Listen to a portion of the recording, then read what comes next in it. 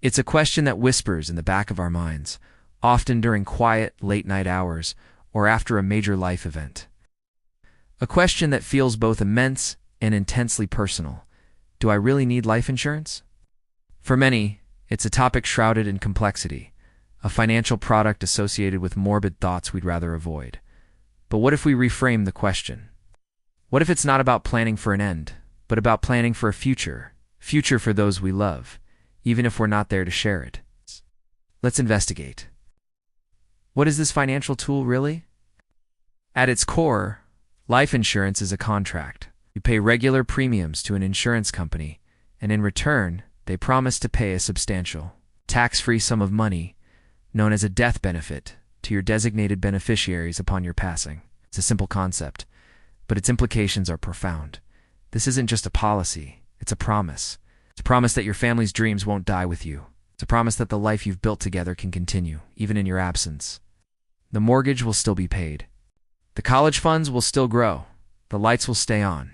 It's a financial safety net, woven with foresight and love, designed to catch your family when they are at their most vulnerable. Imagine a young couple. We'll call them Alex and Sarah.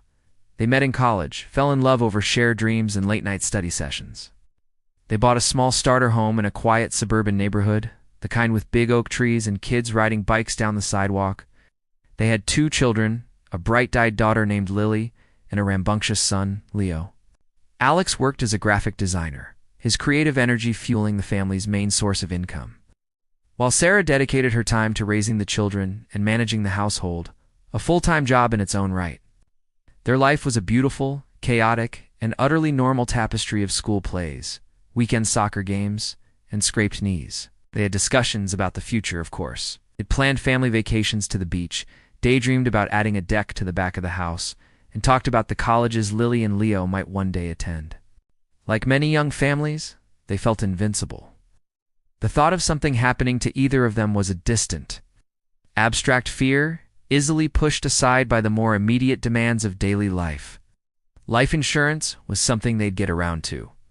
It was on a to-do list, somewhere between cleaning out the garage and finally planting that vegetable garden. Then, one Tuesday morning, the unthinkable happened. Alex was on his way to a client meeting when a distracted driver ran a red light.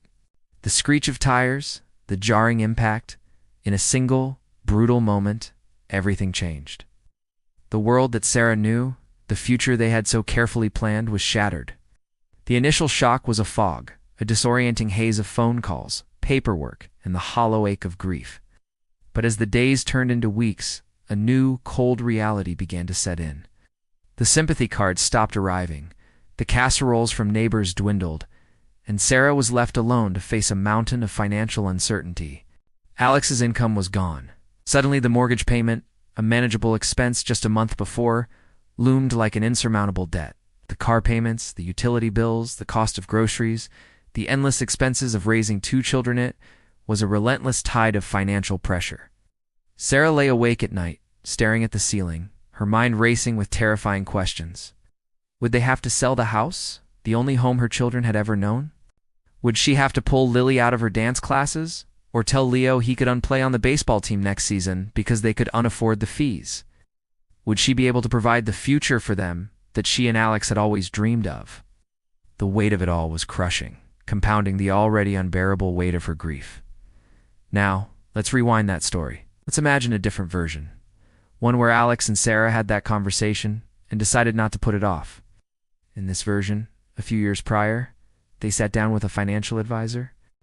It wasn't the most exciting way to spend a Thursday evening, but they did it. They calculated their debts, the mortgage, the car loans. They estimated the future costs of raising their children, including the astronomical expense of college tuition. They considered what it would cost to replace Alex's income for a number of years, giving Sarah the breathing room to grieve and figure out her next steps without immediate financial panic. They took out a term life insurance policy on Alex. It was a simple, affordable plan. The monthly premium was less than what they spent on streaming services and takeout coffee each month. It was a small, almost unnoticeable line item in their budget, a quiet background hum in the symphony of their financial lives. They signed the papers, filed them away, and largely forgot about them, continuing on with their beautiful, chaotic, normal life. In this version of the story, that terrible Tuesday morning still happens. The accident is just as tragic, the grief just as profound. The loss of Alex leaves an unfillable void in their family. But in the weeks that follow, something is different. Amidst the sorrow, there is a glimmer of security. The life insurance policy they had purchased years ago kicks in. A few weeks after the funeral, a check arrives. It's not a replacement for Alex. No amount of money ever could be, but it is a lifeline. That check pays off the entire mortgage. Instantly, the family's single largest expense is eliminated. Sarah knows with absolute certainty that her children will not be uprooted from their home, their school, their friends. The check provides a substantial fund that can be invested, generating income to cover daily living expenses for years to come. Sarah doesn't have to rush back into the workforce while still navigating her own trauma and helping her children process their loss. She has time. She has the space to breathe, to grieve, to be present for Lily and Leo. She can ensure they continue their activities. She can plan for their education. And she can begin to slowly, carefully rebuild their lives on a foundation of financial stability. The policy didn't take away the pain, but it removed the panic. It honored the promise Alex had made to his family that he would always take care of them. This is the real power of life insurance. It's not for you, it's for them. It's for the partner who shares your life, for the children who are your world, for anyone who depends on you.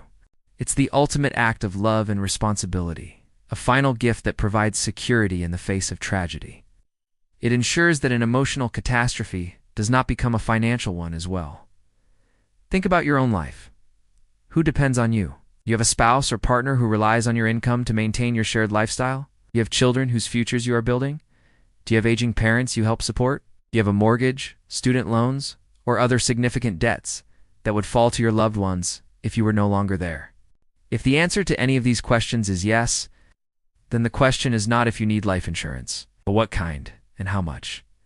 For many young families, term life insurance like the policy Alex and Sarah had is an incredibly affordable and effective solution. It covers you for a specific term, say 20 or 30 years, typically the period when your financial obligations are highest, when the mortgage is new and the kids are young. For others, a whole life policy, which builds cash value over time, might be a better fit. The key is to start the conversation. We insure our cars, we insure our homes, we insure our phones. We insure these material things against the possibility of damage or loss. Isn't the financial security of the people you love most in the world infinitely more valuable? Isn't their future worth protecting with the same, if not greater, diligence? Taking that step, making that call, signing those papers is one of the most profound and lasting ways you can say, I love you. It's a plan for their peace of mind. It's the continuation of your care. It's the quiet promise that no matter what happens, they will be okay.